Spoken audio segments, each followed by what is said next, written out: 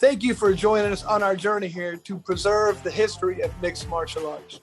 When I wanted to take on this project, I needed help. I brought in one of my favorite matchmakers, Miguel Iturrate, and the MMA detective, Mike Davis. So to do this, we've been able to preserve history. Welcome and enjoy. Welcome back to the Lights Out Podcast. I am the MMA detective, Mike Davis. Along with me, Miguel Iturrate. Miguel, ADCC, legendary runs. We obviously have to top that with the 2000 Mark Kerr appearance over in Abu Dhabi. He is somebody that made his debut in 1999, made quite a stir, never did the absolute, and comes and makes a huge statement in 2000. Yeah, in many ways, 2000 is the peak of Mark Kerr. You know, it's interesting. In 99, when he showed up in Abu Dhabi, you have to keep in mind the comparison was him and Coleman. And we've talked about it before, how Coleman liked to fight. Kerr didn't. I think Coleman would have done Abu Dhabi if he had been given an appearance fee, would have given it a shot, but he wasn't going to go do it for free. Kerr took that risk. So in 99, he kind of left as a golden boy. Won his tournament, didn't do the absolute, came back in 2000 and was going to do the absolute, and obviously won that as well. So the notable thing here is he had already taken that big no contest to Igor Vovchanchyn. So there was sort of like a little bit of a chink in his armor. People were beginning to wonder if Kerr liked the fight, or, you know, the questions that came up afterwards. But I think Abu Dhabi was a safe haven for him because, you know, without striking and stuff, you know, he could use his wrestling to get by. And I think he came in 2000 prepared to, you know, do everything he could to go home with as much money as possible and the best performance possible, you know, by winning. I don't think he was looking to be excited. Yes. So in 1999, doesn't do the absolute, comes in 2000, the same year as the Grand Prix, I might add there, where Fujita, he had a heck of a battle against Fujita, doesn't, you know, progress into the Grand Prix.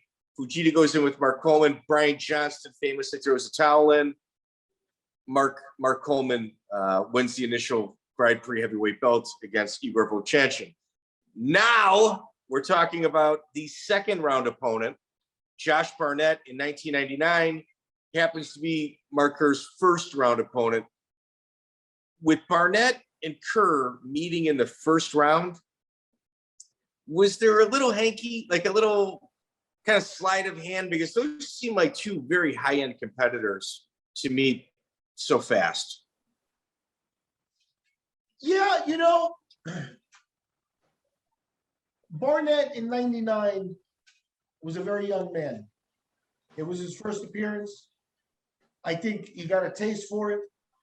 I think, you know, I fall back on what Dennis Hallman said, talking about Matt Hume's teams from that era. And he said that Josh Barnett was the best out of all of them. And I think a lot of that has to do with mindset too, that Barnett is like, you know, an assassin kind of mental game. A little bit of a follow-up to Hume too. In other words, I feel like Barnett asked for this fight. Like Barnett and Hume wanted Kerr. They wanted to fix that. They said they felt they could beat him. And, you know, it wasn't going to happen. But, you know, you give them that's where their mindset was coming from. Similar to Barreto when he called out Kerr. I think the guy was on such a high pedestal that, you know, he had a target on his back. Guys like Barnett, who was already a year into the sport, going to be a world champion, you know, a high-level athlete for decades, you know what I mean? He was being targeted by big people. But Barreto was no joke. You know, he was hurt and older, but Barreto was no joke.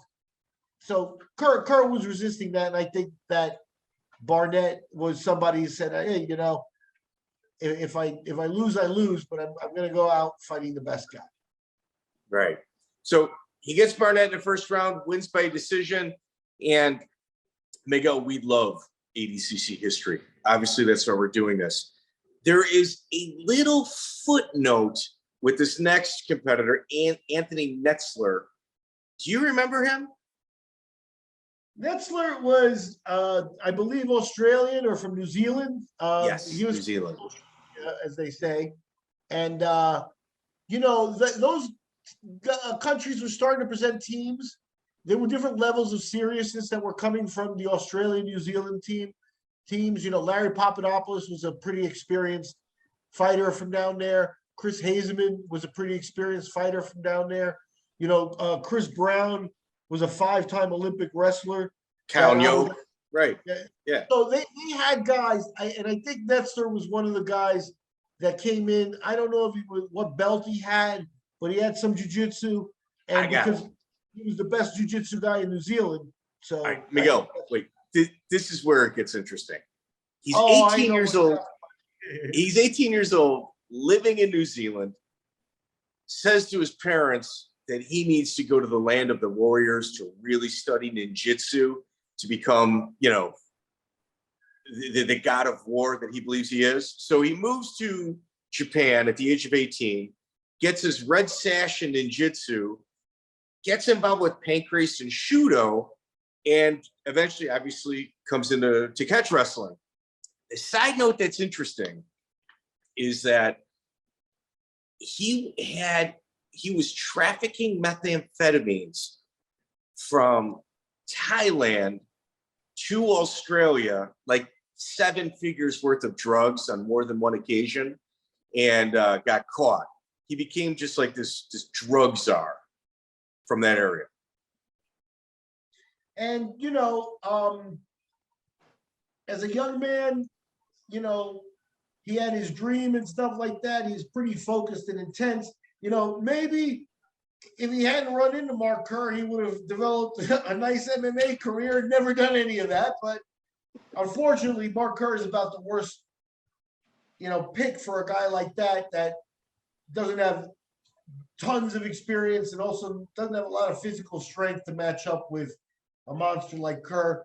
Netzler looked like a natural athlete, not a roider. That sort of stuff made a difference. He was not on the same shelf as Kerr. Kerr counted on being an elite athlete more than anything. That's what got him by. Well, the thing with this, though, to even be invited to ADCC is an incredible honor, even though this was kind of the beginning, the formative years of Abu Dhabi. But to get to the second round, you've got some legit skill. After that, he gets Rigan Machado, somebody that is a black belt under Carlos Gracie, and somebody that trained like one-on-one with one of our favorites, Eric Paulson. Yeah, and I wonder where, Kerr and Rigan know each other, and I wonder if they knew each other back then. That Southern California scene saw a lot of intermixing.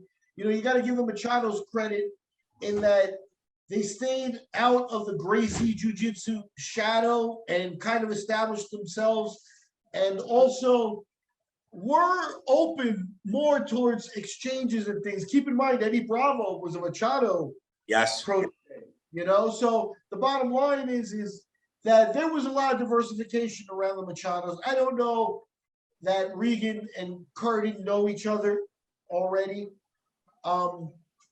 More to the point, I think Rigan was older and, he was there based on his name and reputation and stuff. But I don't think he was, the competitor that fought Hicks and Gracie to a practical standstill in the day.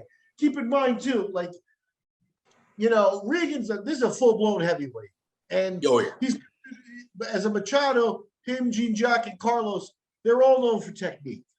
So you're talking about a wizard on the technique end and stuff like that. A guy who could potentially be a threat to Kerr, but it didn't develop that way. Maybe there was a relationship there. Maybe Rigan wasn't as ready as he should have been for that fight. I think, a lot of those guys, 2000 was the biggest year in terms of, this is when everybody was all hands on deck. 99, they had Hoyler, they had Kerr, they had people showing up, but there was still some holes and gaps and stuff. 2000 was the first full year, and I think Kerr was the biggest star, so it goes to show. But Rigan wasn't really ready to compete. I also remember about Rigan something John Peretti said. and which, you know, Peretti trained with these guys. He was the matchmaker for the UFC and the Extreme Challenges. He simply asked him, do you know what Regan Machado would have done to Royce?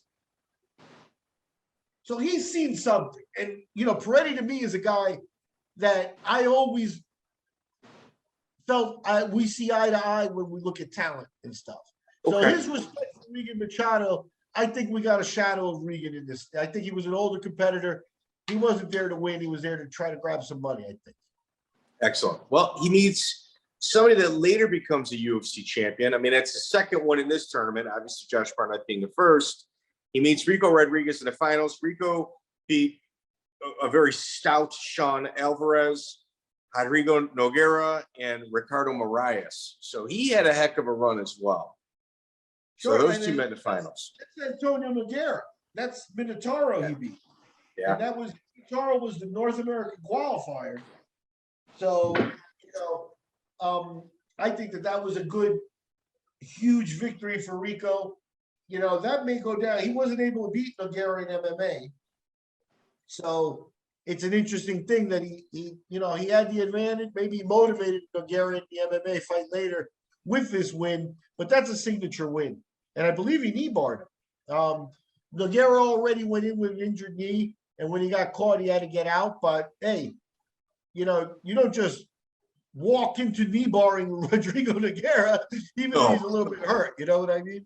So Rico was there doing his best. I think he won the 98 tournament. So he's a former ADCC champion. Here getting back to the finals. Rico was a guy that they liked until they didn't like him anymore. Well, Rico also, we're going to have to do a deep dive on Rico with the ADCC because truly a tragic story. By the age of 25, he's former UFC world champion, cut by the biggest show on the planet. And, you know, always the bridesmaid, never the bride after that. So truly, like if you look at his story, it might be, it's still going, but it's pretty sad. Like he's got a sad story. So yeah, I think he underachieved in his career. We'll go over that. Abu Dhabi was a good moment for him. Like I said, until he kind of became the bad guy there with the Garcia fights. Right. So Mark Kerr gets his hand raised, making another statement, winning his second tournament. This year, however, he decides to do the absolute. In the absolute, he's got Leo Vieira in the first round, which kind of controversial. I don't really think so. I just think a lot of Leo Vieira fans, you know, are voicing their opinions about just what an incredible effort Leo gave. But it's pretty cut and dry that Mark was the better of the two, especially with the size difference. Yeah, that's really all it was. I think Leo went at him with heart and made him work. And that's what you can ask for, you know, from Leo Vieira. Leo Vieira was a young man at that point, and he would go on to be, you know, Leo Vieira. Yeah, exactly. He replaced Royler Gracie as the champion. It wasn't Bravo. Bravo beat Royler, but it was Leo Vieira that walked away with the next set of championships there.